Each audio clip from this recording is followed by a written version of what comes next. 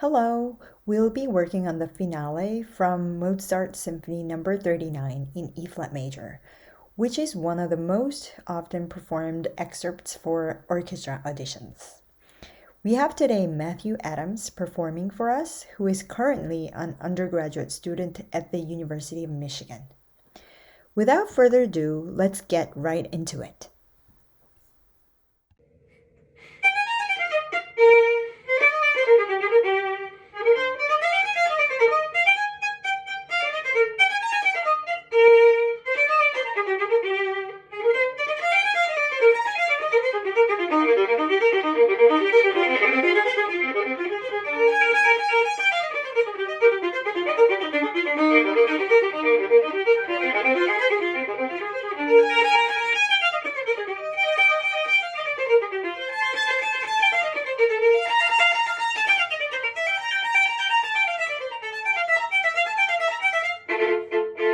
Great. You're already playing it in a very high level. Everything is relatively clean and in tune. I think what we can work more on is bringing more life to this piece. And I would think about, first of all, some adjectives that you think describe the character of this last movement.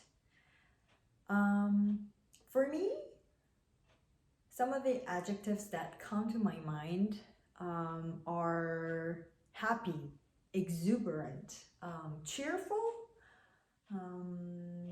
sunny, jaunty. We can go on and on. But I would definitely encourage you to think more clearly about the overall character of this movement and therefore decide how you want this piece to sound. So with that clear character in mind, let's get right into the first 8 measures, which is the first phrasing of this excerpt. And let's try to find a stroke that is even sharper, direct, yet super quiet. I felt that your stroke at the very beginning was a bit thick in texture and a bit tubby. So first I would try to find the stroke that I want on either on an open E string or a single note, the first note, G.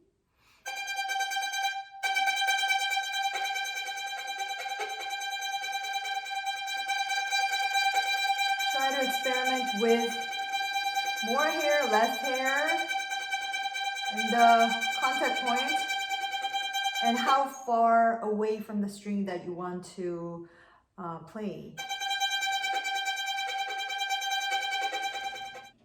When I think of the very beginning of this finale, I imagine a cartoon character of mice, super tiny but very, very fast and very active mice, running around and being very cheeky.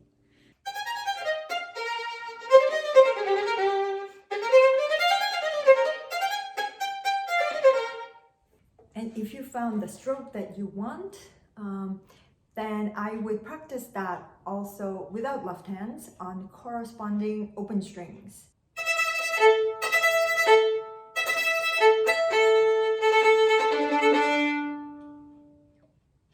When I play the very beginning of this piece, I concentrate a lot on the fingers and hands on both of the arms, and imagine my 2 hands and fingers, all of my hands and fingers being scaled down to like 1/8 of the real size. So I imagine everything down here, but very, very like small, as if mice are playing this piece.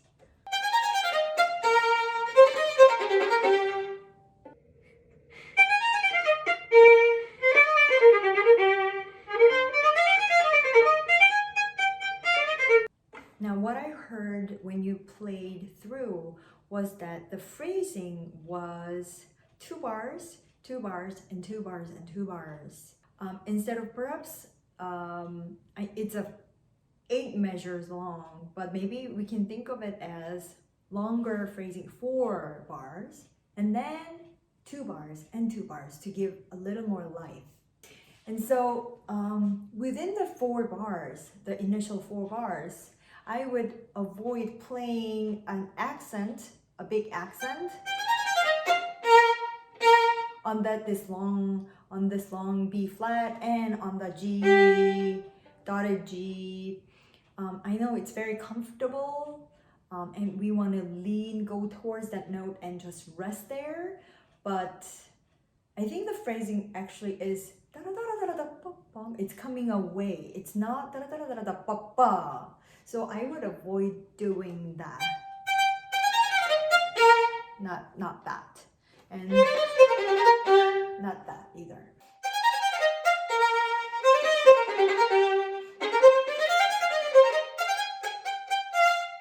And here when we play,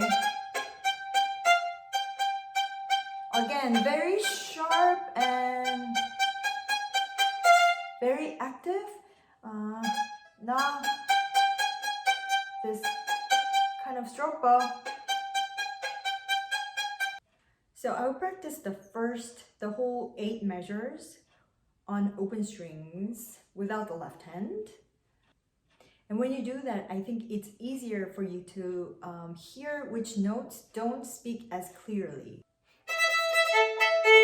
So just now, when I played my A string, this A string, A, didn't speak as clearly because of the change of the string.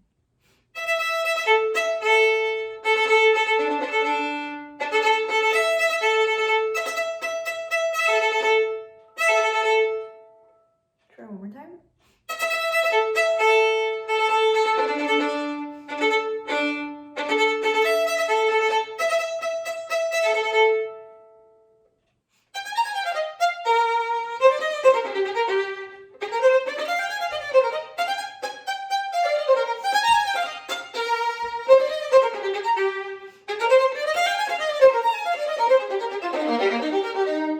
Now the section from 16 onwards, I felt again the stroke could be tighter and just generally even more articulate than you already are doing.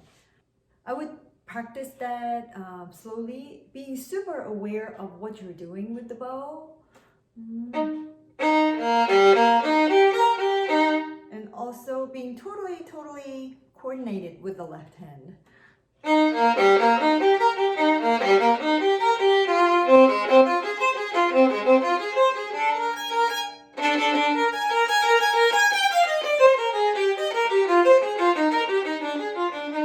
And feel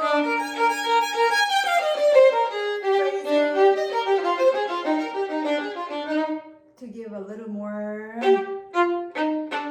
I think you are already doing that, but you could do that even more. So exaggerate everything that you're doing in the slower tempo.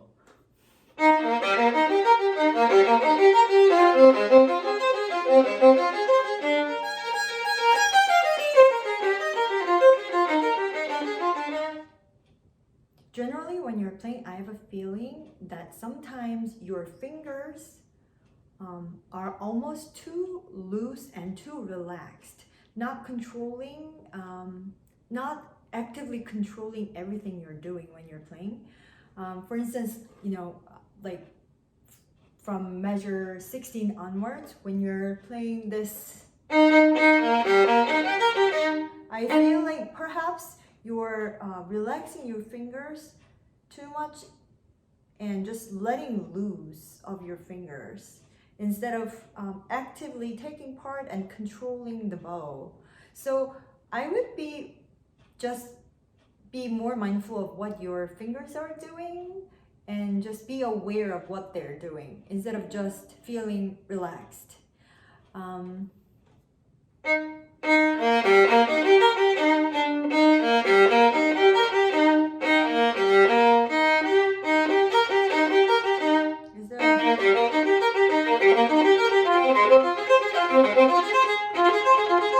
If they're too like that, then the sound is also not very clear. So going from measure 16, we have again 8 measure phrasing up until measure 23. And 24 starts off much like the same way for 4 measures. And then the phrasing is lengthened significantly until we finish this excerpt. So from measure 28, he keeps adding more and more measures. And instead of thinking two measures from 28, I would think perhaps 4 measures. So from 28,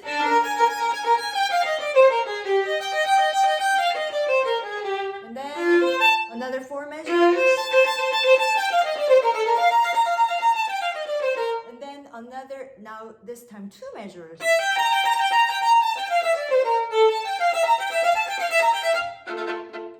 So the phrasing is getting shorter and shorter, adding more excitement.